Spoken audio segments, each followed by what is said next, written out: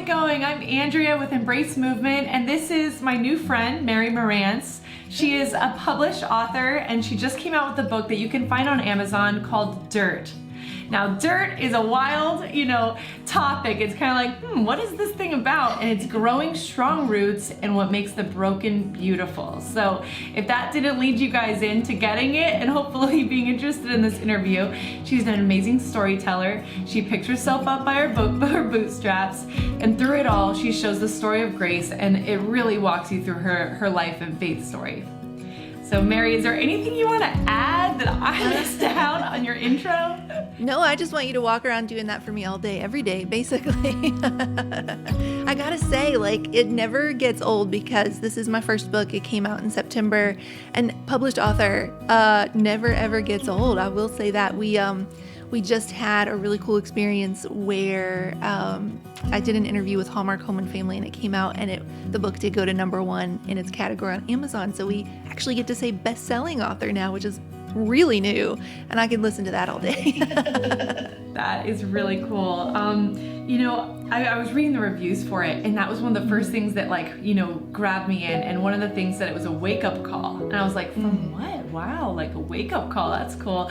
And it intrigued me and made me want to keep kind of searching for more and for more little tidbits from your story. And so the earlier we were talking about you being a storyteller. Where did that come from? And was it easy for you to transition to putting it into your first book?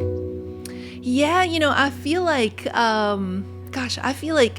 that word storyteller I think it's so interesting that you honed right in on that, because it is definitely something that I've heard people say before. If I would give a talk at a conference or something, and I would come off stage and they would go, "Oh, you're a really good storyteller." And at the time when they said it, I was like, I wasn't sure how that was intended. Was it like a compliment? Was it a backhanded compliment? Was it a minimizing compliment? Because I think we do this thing where when people call out the gifts that we have in us, we tend to minimize the things we're good at and wish for other gifts. And so I sort of took that as oh gosh, was I rambling too much or what have you? But I really started to lean in and embrace that as this, if I'm digging down deeper to something that's more permanent than just what my job might happen to be in different season to season, what is that thing that goes with me in a more, this is part of who I am, this is how God created me kind of way? Storyteller really does jump out, and it sort of ties together all these loose threads of different things that I've done in my life, including going to law school where you have to be really good at telling stories for your clients, becoming a photographer, which is the visual form of storytelling, and also the posts that I would write about our couples, to now author.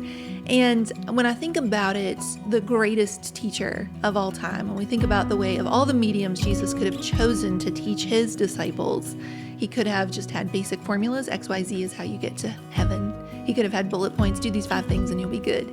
But he instead chose to teach through story. And if you actually look at it, sometimes he would teach from story, and you kind of imagine the disciples looking at him with this puzzled look on their face. They're not quite getting it. He still did not revert to, "Oh, fine, just do XYZ and you'll be fine." He told another story. And I think that's powerful. And I heard somebody say once that human beings are wired to learn through story. That's how we remember things the most. That's how we absorb and internalize things the most. Those are the things that stick with us. We might not necessarily remember exactly what someone said, but we remember how we felt when they were saying it. And story, I think, has the biggest power to reach people in that place. So I love that title now of storyteller, and I think it's one of the greatest gifts and callings that I could be answering. So I really, I'm really excited that continues now that we're in book world.